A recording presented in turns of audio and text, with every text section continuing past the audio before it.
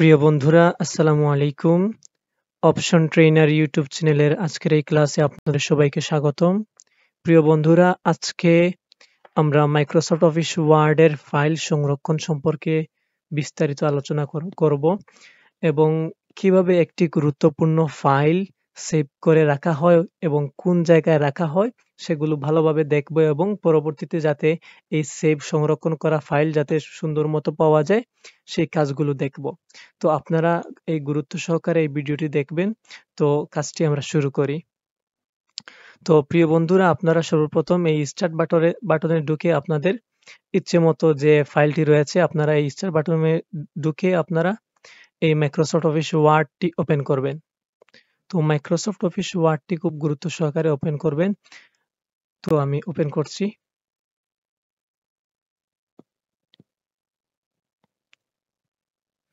প্রিয় বন্ধুরা, Microsoft office ওয়ার্ডের বিভিন্ন ভার্সন রয়েছে। তো কারো কম্পিউটারে 2007 থাকতে পারে, এমএস ওয়ার্ড 2007 থাকতে পারে, কারো কম্পিউটারে এমএস ওয়ার্ড 2010 থাকতে পারে, কারো কম্পিউটারে 2014 থাকতে পারে, 2016 থাকতে পারে। তো আমার এই এমএস ওয়ার্ডটি হচ্ছে 2016 সালের ভার্সন। তো আপনারা এই সব ভার্সনের কাজ একই। তো আপনারা খুব গুরুত্ব সহকারে কাজটি দেখবেন। তো আমি আপনাদেরকে বর্তমানে একটি খালি ফাইল এনে আমি আপনাদেরকে দেখিয়ে দিচ্ছি। তো এই ফাইলটি বর্তমানে সংরক্ষণ করা নাই। তো আপনারা কিভাবে বুঝবেন যে একটি ফাইল সংরক্ষণ করা আছে কিনা? তো আপনারা এই যে একটি অপশন রয়েছে ডকুমেন্ট 1 ওয়ার্ড প্রোডাক্ট অ্যাক্টিভেশন আ ফিল্ড। তো আপনারা এই দিকে লক্ষ্য করলে দেখবেন যে ডকুমেন্ট 1 আকারে আছে। তো মনে করবেন যদি কোনো ফাইল ডকুমেন্ট 1, 2, 3 বা 4 এইভাবে যদি ডকুমেন্ট আকারে থাকে তাহলে মনে করবেন যে এই প্রোগ্রামটি সংরক্ষণ করা নাই। এই প্রোগ্রামটি সেভ করা নাই। তো এখন আপনারা কিভাবে এই প্রোগ্রামটি সেভ করবেন, একটি নির্দিষ্ট জায়গায় সেভ করে রাখবেন, সংরক্ষণ করে রাখবেন সেটি দেখেন। তো একটি প্রোগ্রাম নতুনভাবে সেভ করতে হলে, সংরক্ষণ করতে হলে আপনারা সর্বপ্রথম এই জায়গায় একটি ফাইল মেনু দেখবেন। ফাইল মেনু আপনাদের বিভিন্ন কম্পিউটারে হয়তো অফিস বাটন নামে একটি মেনু রয়েছে। তো আপনাদের এই ফাইলে ক্লিক করার পর যে অপশনগুলো বাহির হবে সেইম এই আপনাদের এই জায়গায় দেখবেন একটি অফিস বাটন রয়েছে। সেই অফিস বাটনে ক্লিক করার পর একই মেনু বাহির হবে। তো আমরা যেহেতু চাচ্ছি এই প্রোগ্রামটি নতুনভাবে সেভ করব, সংরক্ষণ করব সেক্ষেত্রে আমরা এই জায়গায় এসে আমাদের সেভ এস নামে একটি অপশন খুঁজাতে হবে। তো এখন আমরা খুঁজিয়ে পেয়েছি যে সেভ এস নামে একটি অপশন রয়েছে। এই অপশনে আমরা ক্লিক করব। ক্লিক করার পর আমাদের দিস পিসি দেখাবে যে আমরা যে জায়গায় সেভ করতে যাচ্ছি সেই জায়গায় আমরা ক্লিক করব দিস পিসি। তো এখন আমাদের সেভ করার ফাংশন এসেছে।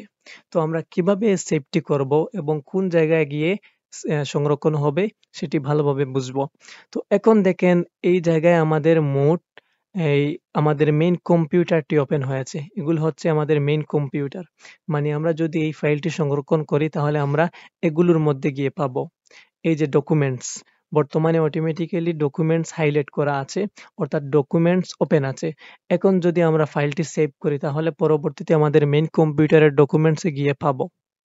তো এখন আমরা যদি ফাইল নেম দেই তাহলে আমাদের আমরা চাচ্ছি যে একটি নির্দিষ্ট নামে ফাইল সেভ করব।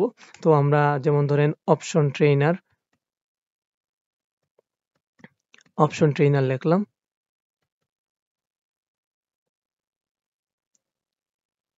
Option trainer.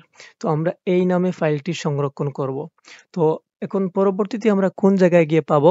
আপনারা অলরেডি দেখতে পাচ্ছেন এই জায়গায় যে ডকুমেন্টস রয়েছে, ডকুমেন্টস সিলেক্ট করা রয়েছে। তো আমরা পরবর্তীতে এই ফাইলটি যদি সেভ দেই তাহলে পরবর্তীতে আমরা এই ডকুমেন্টসে গিয়ে এই ফাইলটি পাবো। তো এখন আমরা চাচ্ছি যে আমার এই ডকুমেন্টসে দরকার নেই। তো আমার যেমন ধরেন আমি চাচ্ছি যে লোকাল ডিস্ক সি তে গিয়ে যাতে পাই। তো পরবর্তীতে আমি লোকাল ডিস্ক সি বা ডি আমি চাচ্ছি যে ডি তে দেব। এই ফাইলটি সংরক্ষণ local disk new volume D তে রাখবো। তো সেক্ষেত্রে আমার নিউ ভলিউম ডি এখানে ক্লিক করতে হবে। মানে আপনার যে জায়গায় ইচ্ছা সেই জায়গায় আপনি রাখতে পারবেন। কিন্তু মনে রাখতে হবে আপনি কোন জায়গায় রাখছেন ফাইলটি সেভ করে। তো আমি রাখছি এই জায়গায় নিউ ভলিউম ডি তে। বুঝতে পেরেছেন? তো সেক্ষেত্রে আমাদের নিউ ভলিউম ডি সিলেক্ট করতে হবে। এখন আমি সিলেক্ট করেছি। এখন ফাইল নেম লিখেছি অপশন ট্রেইনার। তো আমার এই ফাইলটির নাম হচ্ছে অপশন ট্রেইনার। পরবর্তীতে আমি এই নিউ ভলিউম ডি তে অপশন ট্রেইনার নামের এই ফাইলটি খুঁজে বাহির করব। আপনারা খুব গুরুত্ব সহকারে দেখবেন। তো আরেকটি অপশন রয়েছে save S type. Save S type হচ্ছে যে আপনি এই যে ফাইলটি সংরক্ষণ করছেন সেটি কিভাবে সংরক্ষণ করছেন। তো আমি চাচ্ছি যে পরবর্তীতে এই ফাইলে কাজ করব। অর্থাৎ বর্তমানে এই ফাইলটি খালি রয়েছে, কোনো কাজ করা হয়নি। কিন্তু পরবর্তীতে আমি চাচ্ছি কাজ করব। তো সেক্ষেত্রে আপনার এই জায়গায় দিতে হবে ওয়ার্ড ডকুমেন্ট। আপনি যদি পরবর্তীতে কাজ করতে চান সেক্ষেত্রে ওয়ার্ড ডকুমেন্ট অর্থাৎ আপনার ডকুমেন্ট আকারে সেভ থাকবে। তো অটোমেটিক্যালি ওয়ার্ড ডকুমেন্ট থাকে। আবার আপনি যদি পিডিএফ আকারে সেভ করতে চান তো সেক্ষেত্রে আপনার এই জায়গায় ঢুকে পিডিএফ এ ক্লিক করতে হবে। এখন যদি আপনি সেভ চাপ দেন, সেভ এ ক্লিক করেন তাহলে পিডিএফ আকারে সেভ হবে। তো আমি চাচ্ছি যে যেহেতু এই প্রোগ্রামে কোনো কাজ করা হয়নি সেহেতু আমি চাচ্ছি ওয়ার্ড ডকুমেন্ট আকারে যাতে পরবর্তীতে কাজ করা যায়। তো সেক্ষেত্রে আমাদের ওয়ার্ড ডকুমেন্ট দিতে হবে। তো এই জিনিসটা আপনারা সবাই খেয়াল রাখবেন। আপনার যদি পিডিএফ আকারে সেভ দিতে হয় তাহলে আপনি পিডিএফ আকারে এই জায়গায় পিডিএফ সিলেক্ট করে দিবেন। যদি ওয়ার্ড ডকুমেন্ট আকারে সেভ করতে হয় সেক্ষেত্রে ওয়ার্ড ডকুমেন্ট দিয়ে দিবেন। তো এখন আমার এই ফাইলটি যদি সেভ করি তাহলে কোন জায়গায় গেলে পরবর্তীতে পাবো? আমাদের মেইন কম্পিউটারের নিউ ভলিউম ডি তে খুঁজালে আমরা পাবো। তো কোন নামে সেভ হবে? কোন নামে সেভ হবে? অপশন ট্রেইনার এই নামে। অর্থাৎ ওয়ার্ড ডকুমেন্ট আকারে সেভ হবে। এখন যদি আমি সেভ দেই তাহলে আমাদের ফাইলটি সেভ হয়ে গেছে। তো আপনি কিভাবে বুঝবেন যে ফাইলটি সেভ হয়েছে? তো আপনি এইদিকে একটু লক্ষ্য করলে বুঝবেন যে option trainer word product activation field. তো যেহেতু এই জায়গায় অপশন ট্রেইনার রয়েছে সেহেতু মনে করবেন যে অপশন ট্রেইনার নামে এই ফাইলটি সেভ রয়েছে। বুঝতে পারছেন? তো এখন যদি আমি কোনো কিছু লিখি তো সেক্ষেত্রে এই লেখাটি কিন্তু সেভ হচ্ছে না। তো লেখাটি আমাদের এই ফাইলে সেভ হচ্ছে না। আমাদের শুধু ফাইলটি সেভ রয়েছে কিন্তু লেখাগুলি সেভ নয়। তো লেখাগুলি সেভ করা খুব গুরুত্বপূর্ণ। তো লেখাগুলি সেভ করতে হলে আপনার কিবোর্ড থেকে কন্ট্রোল চেপে ধরে এস চাপতে হবে। অর্থাৎ সেভের কিবোর্ড কমান্ড হচ্ছে কন্ট্রোল এস। এখন যদি আপনি কিবোর্ড থেকে কন্ট্রোল এস চাপেন, এখন আমি চাপলাম কন্ট্রোল এস, আমি চেপেছি। তো কন্ট্রোল এস চাপায় আমাদের এই লেখাগুলিও সেভ হয়েছে। তো পরবর্তী যদি আমি এই ফাইলটি ক্লোজ করে আবার খুঁজে বাহির করি তাহলে সেক্ষেত্রে আমি দেখতে পাবো যে আমাদের এই লেখাগুলি রয়েছে। এখন আমি আরো কয়েকটি লেখা লিখলাম।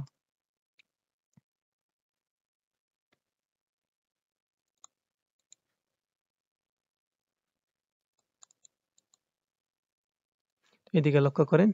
যেমন ধরেন আরো কোনো কিছু লিখলাম। তো আমাদের লেখা সেভ রয়েছে এই থেকে এই পর্যন্ত। এই লেখাগুলি আমাদের সেভ রয়েছে। তো এই লেখাগুলি আমি সেভ করি নাই। কন্ট্রোল এস দেই নাই। অর্থাৎ আমি এগুলোর ক্ষেত্রে আমি কন্ট্রোল এস দিয়েছি। কন্ট্রোল প্লাস এস দিয়েছি, চাপছি। তো এখন যদি আমি ক্লোজ করি, এখন ক্লোজ করছি। এখন যদি আমি সেভ দেই তাহলে যে লেখাগুলো পরবর্তীতে আমি লিখেছি সেগুলো সেভ হয়ে যাবে। তো যদি আমি ডোন্ট সেভ দেই তাহলে সেগুলো সেভ হবে না। অর্থাৎ এই লেখাগুলি সেভ হবে না কিন্তু এগুলো সেভ হয়ে গেছে।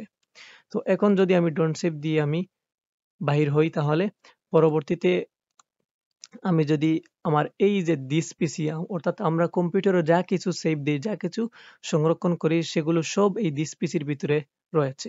তো এখানে ঢুকলাম। এখানে ঢোকার পর আমাদের হেই যে এই নিউ ভলিউম ডি এটা তো আমরা পেয়েছি। অর্থাৎ আমাদের এই নিউ ভলিউম ডি তে আমরা রেখেছিলাম।